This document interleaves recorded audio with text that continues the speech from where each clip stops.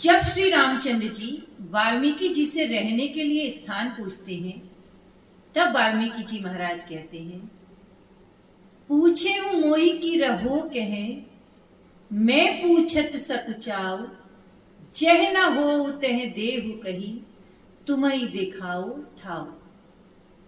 हे राम जी, मैं आपसे पूछने में बहुत संकोच कर रहा हूं कि आप कहां नहीं हैं। हे नाथ, आप कृपा करके मुझे वो स्थान बताइए, फिर मैं आपको आपके रहने के लिए स्थान बता दूंगा। सुनि मुनि बचन प्रेम रस साने, सकुचि राम मन महु मुस्काने। तब वाल्मीकि जी के सुंदर वचनों को सुनकर के प्रभु श्री रामचंद्र जी मुस्काते हैं और वाल्मीकि जी श्री रामचंद्र जी से कहते हैं कि हे प्रभु, मैं आपको रहने के लिए स्थान बताता हूं, जहां आप सीता मैया के साथ और लक्ष्मण जी के साथ निवास करेंगे। कौन सा स्थान बताया वाल्मीकि जी ने? पहला स्थान बताया, जिनके श्रवण समुद्र समाना, कथा तुम्हारी सुभग सरी जाना, भरहि निरंतर होई न पूरे, तिनके हिये तुम कहूं ग्रह रूरे। हे नाथ, जिनके कान समुद्र के समान गहरे हैं, किस लिए? आपकी कथा श्रवण करने के लिए, आपके नाम का श्रवण करने के लिए, जो कभी तृप्त नहीं होते हैं। ऐसे जीवों के हृदय में आप श्री रामचंद्र जी लक्ष्मण जी के साथ और जानकी जी के साथ निवास करिए। लोचन चातक जिने करी राखे, रही दरस जलधर अभिलाषे, निदे रही सरित सिंधु सर भारी, खर बिनु जल होई सुखारी, तिनके हृदय सदन सुखदायक, बसहु बंधु सिय सह रघुनायक। जिनके लोचन अर्थात नयन आपको एक चातक की तरह निहारते हों, आपके दर्शन के लिए सदैव लालायित रहते हों, उसी प्रकार ऐसे भक्तों के हृदय में जो सदैव आपके दर्शन के अभिलाषी हों, उनके हृदय में आप जानकी जी के समेत और भ्राता लक्ष्मण जी के समेत निवास करिए। जस तुम्हार मानस विमल, हंस निजीहा जासु, मुक्ताहल गुण गण चुनई, राम बसऊं हियतासु। जिनकी जीवा सदैव आपका गुणगान करती है, ऐसे मनुष्यों के हृदय में मेरे रामचंद्र जी आप सदैव निवास करिए। और जिनकी नासिका, जिनकी नाक सदैव आपके ऊपर चढ़ाए हुए पुष्पों को सूंघती है और उसको, आपके प्रसाद को आदर के साथ ग्रहण करती है। देखिए, जब आप लोग प्रभु को पुष्प चढ़ाते हैं तो क्या करते हैं? निर्माल्य को निकाल करके फिर सीधे जहां विसर्जित करना है कर देते हैं ना। ऐसा ही होता है ना? हाँ, हम सभी लोग ऐसा ही करते हैं। तो ऐसा नहीं करना है। क्या करना है? सबसे पहले पुष्पों को लेकर के अपनी अंजलि में रखिए, फिर उनको सूंघना है। सूंघने के बाद उनको विसर्जित करना है। प्रभु के प्रसाद को ग्रहण करें, उन्हें सूंघें, अपने मस्तक से लगाएं, उसके बाद उस प्रसाद को ग्रहण करें। जिनका सिर गुरु ब्राह्मणों को देख करके स्वतः ही झुक जाता है, हे नाथ, ऐसे श्रद्धालु आज के समय में बहुत कम मिलते हैं और आजकल तो लोग जो साधु वेश में हैं या ब्राह्मण वेश में हैं, ऐसे लोगों का मजाक बनाते हैं। देखिए, जो साधुओं का और कंठीधारी का, शिखाधारी का मजाक बनाता है ना, तो समझ लीजिएगा कि उसके ऊपर कलयुग का पूरा पूरा प्रभाव है।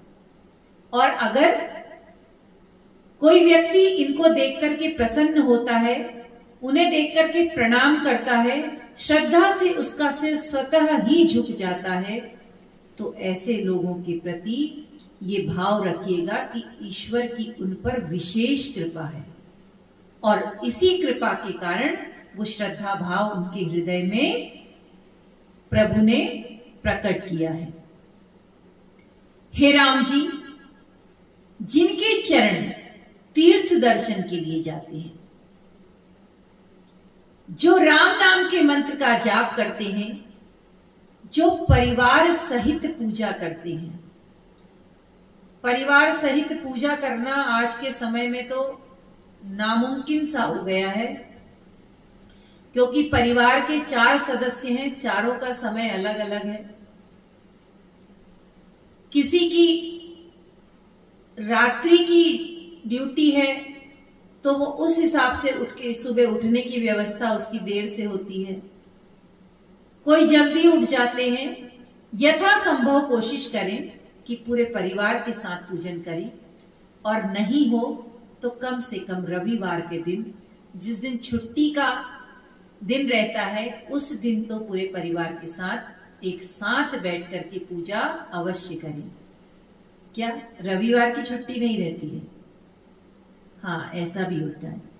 तो कोई बात नहीं, जैसा संभव है। देखिए, प्रभु से प्रार्थना करनी है आप किसी भी रूप में। ये तो एक तरीका बताया है कि पूरे परिवार के साथ बैठ करके आप पूजन करेंगे, तो ये अति उत्तम है। अगर नहीं अवकाश रहता तो कोई बात नहीं, आप अकेले पूजन करिए। ऐसे मनुष्यों के हृदय में मेरे राम जी आप विराजमान रहिए, जो दूसरों को भोजन करा करके बहुत प्रकार से दान देते हैं, अनेक तर्पण हवन यज्ञ इत्यादि करते हैं, जो सच्चे सद्गुरु को आपसे बढ़कर जान करके उनकी सेवा करते हैं, उनका सम्मान करते हैं। हे प्रभु, आप उनके हृदय में विराजमान हो जाइए। देखिए, ईश्वर की विशेष कृपा होती है जब हमें संतों महापुरुषों की सेवा करने का ये परम अवसर प्राप्त होता है। हर किसी को ये सौभाग्य प्राप्त नहीं होता। तो जब भी आपके जीवन में ये अवसर आए, इस बात को हमेशा ध्यान रखना कि उनकी सेवा में किसी भी प्रकार की कमी नहीं करना। अगर आप धन से सामर्थ्यवान हैं तो धन से करिए, आप चरण दबा करके उनकी सेवा करिए। अनेक रूप हैं, वस्त्र दान करके, दान दक्षिणा देकर के, जिस तरह भी आपके लिए संभव हो, लेकिन सेवा अवश्य करनी चाहिए। सब कर मांगहि एक फल, राम चरण रति हो, तिनके मन मंदिर बसऊं, सिय रघुनंदन दो। जो सब प्रकार के पुण्य कर्मों को करने के बाद भी उसका यही फल मांगते हैं कि हे प्रभु, आपके चरणों में हमारा अनुराग हो, आपके चरणों में हमारी प्रीति हो, हमें आपके सिवा कुछ भी नहीं चाहिए। ऐसे लोगों के हृदय में मेरे राम जी आप अवश्य निवास कीजिए। जिनके स्वामी, सखा, पितु, मात सब कुछ आप ही हैं, हे नाथ, आप ऐसे मनुष्यों के मन मंदिर में विराजमान होइए जो ब्राह्मणों की और गौ माता की सेवा करता है। ऐसे मनुष्यों के हृदय में आप विराजमान होइए। देखिए, गौ सेवा तो हम सभी को अवश्य करनी चाहिए, क्योंकि गौ माता से हमें कितनी चीजें मिलती हैं, औषधियां देती है। इतना सुंदर एक भजन है, गौ माता की करुण पुकार, सुनो रे धर्म प्राण भाइयों। अस्थि चर्म देकर के बहुत प्रकार से इसमें माता का, गौ माता का गुणगान किया गया है कि किस किस प्रकार से आपकी सेवा करती है। दूध, दही, घी, छाछ, मक्खन, ये सब हमें गौ माता के दूध से प्राप्त होता है, जिससे हमारे शरीर को पोषक तत्व मिलते हैं। तब वाल्मीकि जी महाराज ने श्री रामचंद्र जी को रहने के लिए स्थान बताए। इसके बाद वाल्मीकि जी महाराज श्री रामचंद्र जी से कहते हैं कि हे सूर्य कुल के स्वामी, जिसे आपके सिवा किसी और चीज की चाह ना हो, आप उनके मन मंदिर में निवास कीजिए। अब मैं आपको वर्तमान में रहने के लिए, आपके विश्राम करने के लिए स्थान बताता हूं। वाल्मीकि जी महाराज श्री रामचंद्र जी को उनके रहने के लिए स्थान बताते हैं। चित्रकूट गिरि करहु निवासो, तह तुम्हार सब भांति सुपासो। सैल सुहावन कानन चारु, करके हरि मृग बिहग बिहारू। हे नाथ, आप चित्रकूट पर्वत पर निवास कीजिए। तब भगवान श्री रामचंद्र जी चित्रकूट पर्वत पर पर्णकुटी बनवा करके वहां निवास करते हैं। आपको मालूम है, जब भगवान के लिए पर्णकुटी बनी, वो किसने बनाई? भीलों ने। हाँ, ऐसा हम सुनते हैं, समझते हैं, लेकिन भीलों ने नहीं बनाई। जितने भी देवी देवता हैं, सब वो भीलों का रूप धर करके धरा पर आए और उन्होंने